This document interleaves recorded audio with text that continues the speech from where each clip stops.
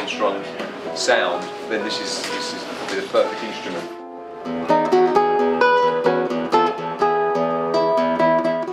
You know, the range goes from sort of £200 up to sort of like £400. Level of workmanship hasn't come up a long way, and even in countries like you mentioned Brazil and all that, I mean they have a massive domestic production of guitars as well. Yes. But this is selling like mad. Yeah.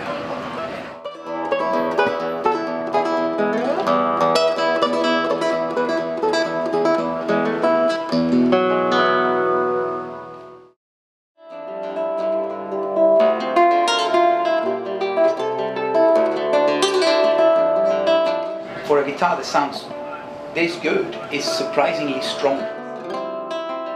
Because usually you always have a bit of a problem with guitar making. It's like when they really resonate, they're extremely fragile.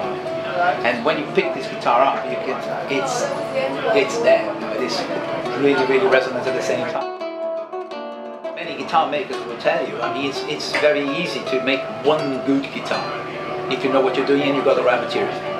Very difficult to mass produce them and actually get to the consistency that every one of them that comes out of the box is like, whoa, that's good. Every single one I pick, it's like, hey, great.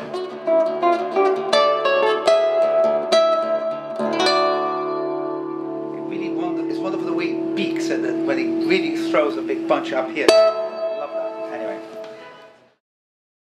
In my experience when I'm particularly when I'm teaching in groups, some of my groups are quite large. I have like 15 kids in front of me.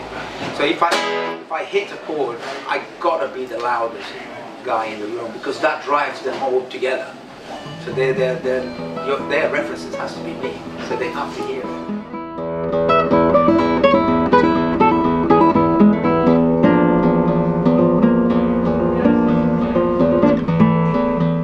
What I discovered was that an awful lot of kids, when they hear that sound, you know, in comparison with their own guitars, they go like, "What's that?" And it's really for what it is, the price bracket there, it's huge. It's pots of money, of value for money, if you like. That's the main problem or point I always make with my students.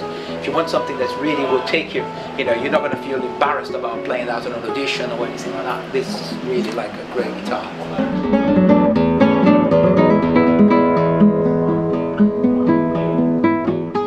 Cutaway, yeah? Yes. Do you think, I mean, does that help to get up the top end there, or the access, or? Because I often think this, when it's plugged, I often think the cutaway more fashion than in the 80s when they started making cutaway guitars. Well, I think there is a very important function on this. Okay. Two actually. One is I think within the design of known classical guitars, or slightly, you know, in other words, with a little bit more contemporary design, because you're compensating with the pickup, you can afford to allow a player to go up here with a lot more comfort, if you like. So not only are you allowing the player to go right up there, but also you're not really missing anything because the system is putting the sound back in place, right? I don't know if I'm answering your question. No, you are. Yeah, I am. Okay. So it's a two thing. It's the kind of allowing players to use different areas of the neck. You know, why not? It's there. You know, every guitar has the frets all the way up to here. You can't reach them. So that's the other thing. Well, you can, but with difficulty.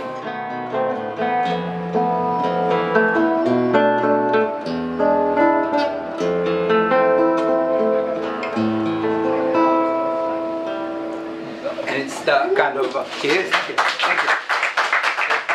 It's a beautiful piece, actually, and he actually confessed just before he died that he pinched the first 4 bars from Chopin because this is one of the preludes. The